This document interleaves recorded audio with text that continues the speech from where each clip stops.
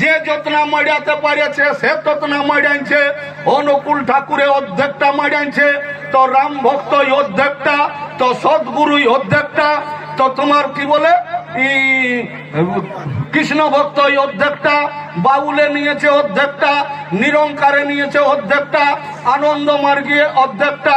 মানে কুর্মীরা বাঁচে নাই, সবকে কিন্তু নিজের নিজের পলটে লেগে ঢুকান দিয়েছে। মানে স্বাধীন ভারতে কুর্মীরাকে সবকে কিন্তু হিন্দু বনাই ছাড়িয়েছে। আর আপনারাও তো মনে করছেন বোধহয় আমরা হিন্দুই নাকি? কুর্মীরা যে হিন্দু লহিয়েই আমরাকে চালাক চতুর লোকে হিন্দু বনাইছে, এইটুকুটা কিন্তু আজ আমার মগজে নাই। তাই জানতে হবে যে আমরা হিন্দু মানে লোহি, আমরাকে হিন্দু বনাইছে মানে ধর্মান্তরিত করাইছে। এই যে ধর্ম, ধর্ম কথাটা হচ্ছে একটা বিশ্বাস, আর বিশ্বাস কথাটার মানেটা হচ্ছে বিনা প্রমাণে যেটাকে মানে লিয়া, সেইটার নাম হচ্ছে বিশ্বাস। ধর্ম কথাটার মানেটা হচ্ছে সত্তাগত বৈশিষ্ট্য, গুণগত মান, স্বভাব বা চরিত্র। যেমন জলের ধর্ম ভিজাইন দিয়া, আগুনের ধর্ম যেমন পুড়াইন দিয়া, মরিচের ধর্ম যেমন ঝাল লাগা, তেঁতুলের ধর্ম যেমন টক লাগা, নিমের ধর্ম যেমন তিতা লাগা, তেমনি প্রত্যেকটা জিনিসের এই আলাদা আলাদা গুণ বা বৈশিষ্ট্য আছে। যেটা যার গুণ সেইটাই তার ধর্ম। তো বন্ধু, 4,84,84,000 এই পৃথিবীতে 84 লক্ষ জীবের সৃষ্টি হয়েছে। তার মধ্যে 4 মানে 4 ভাগে ভাগ, অন্ডজ, পিণ্ডজ, সেদজ আর উদ্ভিদ।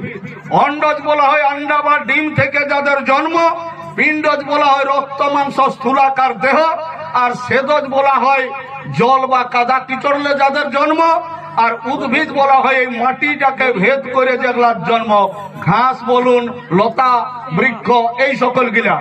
এই 84 লক্ষ জীবের মধ্যে শ্রেষ্ঠ জীব হচ্ছে কিন্তু মানুষ।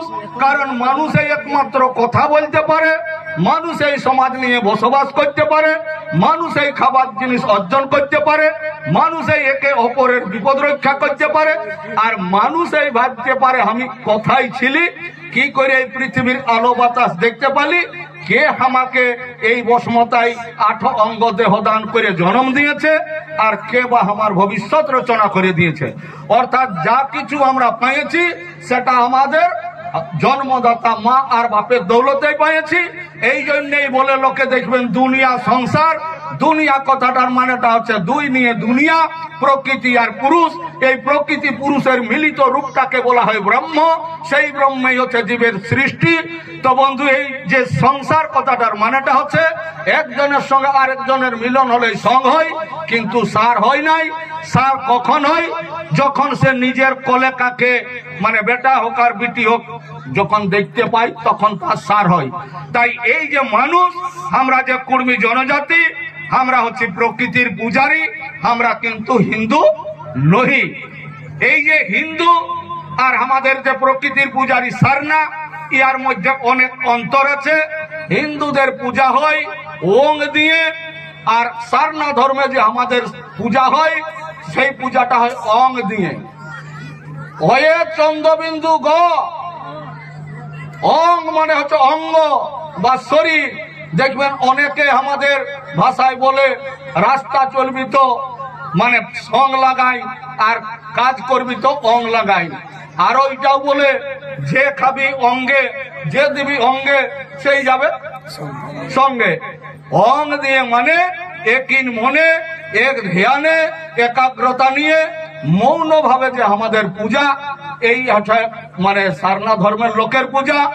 আর হিন্দু ধর্মের পূজা হচ্ছে আকৃতির, সারনা ধর্মের পূজা হচ্ছে প্রকৃতির। হিন্দু ধর্মের পূজা হচ্ছে মন্তরে, সারনা ধর্মের পূজা হচ্ছে অন্তরে। হিন্দু ধর্মের পূজা হচ্ছে রূপের, আর সারনা ধর্মের পূজা হয় গুণের। মতলব যার গুণ পাই তারই কিন্তু আমাদের লোকে পূজা পাশা করে।